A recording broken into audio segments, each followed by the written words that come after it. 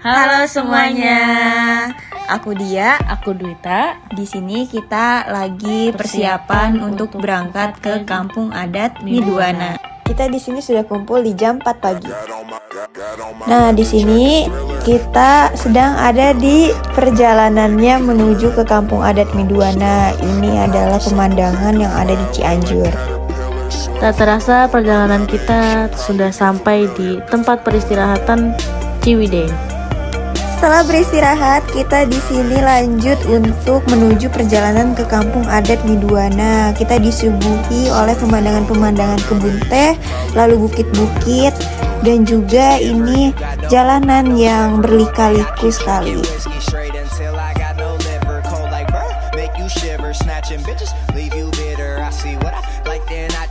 Nah, kita sudah sampai nih di kampung adat Miduana. Kita di sini sudah berada di Bumi Ageng, yaitu tempat pertama kita kumpul untuk beristirahat dan juga makan bersama. Setelah itu kita lanjut untuk jalan ke tempat warga kampung adat Miduana. Kita berjalan sepanjang ini, sejauh ini 2 jam, menurun dan menanjak. Ini capek banget ya guys, karena ini jalannya bener-bener berlika-liku dan juga berbatu. Di sini kita licin, disuguhi oleh pemandangan sawah. Di sini ada Sepli dan juga Bang Alex. Dan di sini sebenarnya ada ojek guys, cuman kita memilih untuk berjalan kaki karena kapan lagi? Kita masih kuat. Nah, di sini kita nemu ibu-ibu yang lagi nutuk. Ini pemandangannya ada di sawah-sawah. Segernya itu ada sungai. Dan di situ Keren. seru sekali. Terus berjalan melaju terus. Nah, ini saya. Saya rempong ya. Eksis dulu ya, dulu. Itu jangan lupa makan cemilan biar kita kuat. Itu sambil makan permen lah. Ya, kita juga sambil bawa papan berjalan. Alat tulis. Buat nyatet wawancara.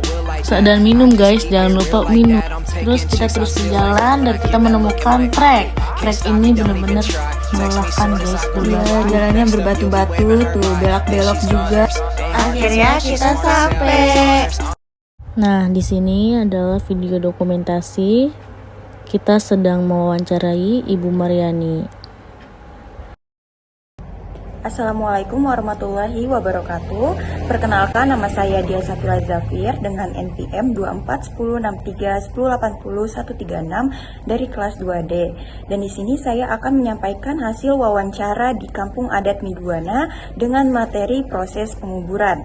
Jadi, saya mewawancarai Ibu Maryani dengan usia 38 tahun.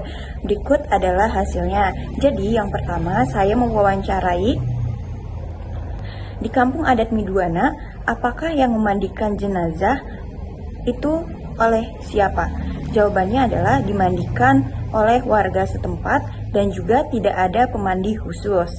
Yang kedua adalah tentang proses pemakamannya, apakah juga dikuburi atau dikuburi oleh warga setempat? Dan jawabannya adalah iya, oleh warga setempat secara bersama-sama dan bagi warga yang mau-mau saja. Yang ketiga adalah banyaknya pemakaman yang saya lihat ketika menuju ke kampung adat Miduana ini di sebelah kanan ataupun kiri. Nah, bagaimana caranya ini untuk membawa jenazah ke pemakamannya? Nah, jadi untuk membawa jenazah ke pemakamannya ini adalah mereka warga setempat menggunakan bambu, bukan keranda atau segala apapun itu.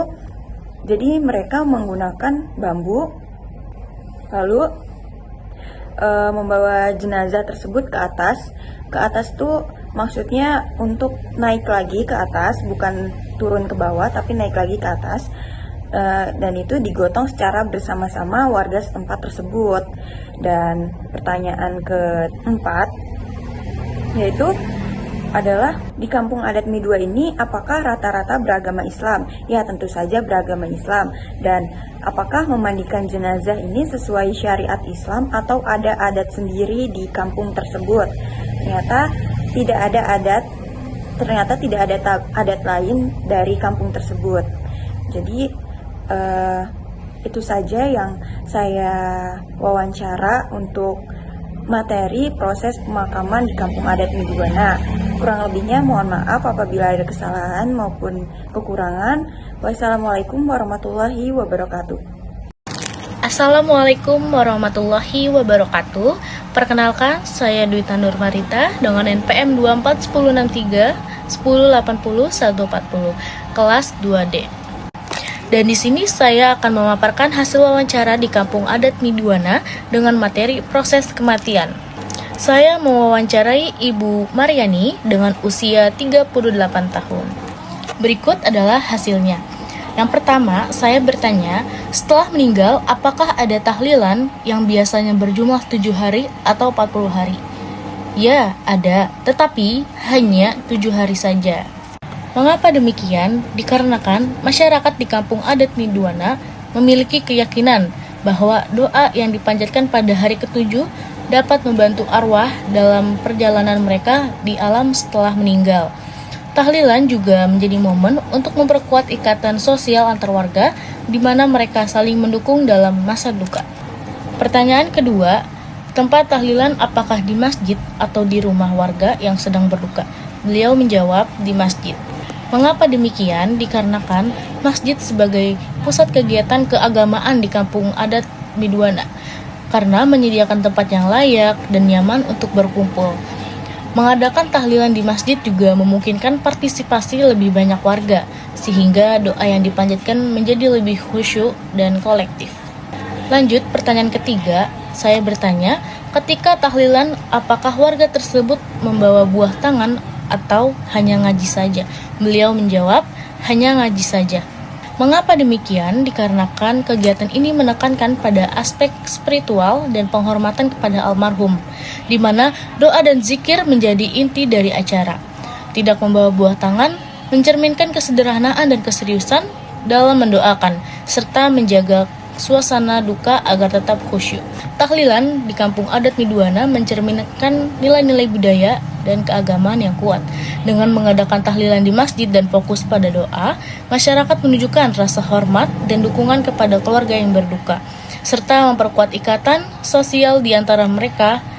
Tradisi ini juga menjadi bagian penting dari kehidupan komunitas dan mencerminkan cara mereka menghormati orang yang telah meninggal. Jadi itu saja yang dapat saya sampaikan dari Kampung Adat Midwana tentang proses kematian.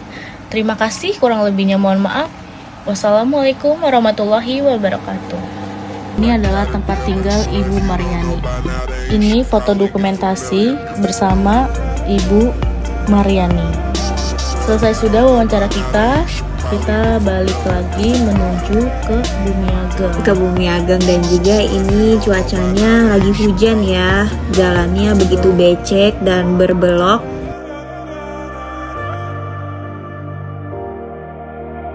Nah, ini ada saya memakai kresek di kepala. Selesai sudah acara kita di Kampung Adat Midwana bersama Satria Aksara.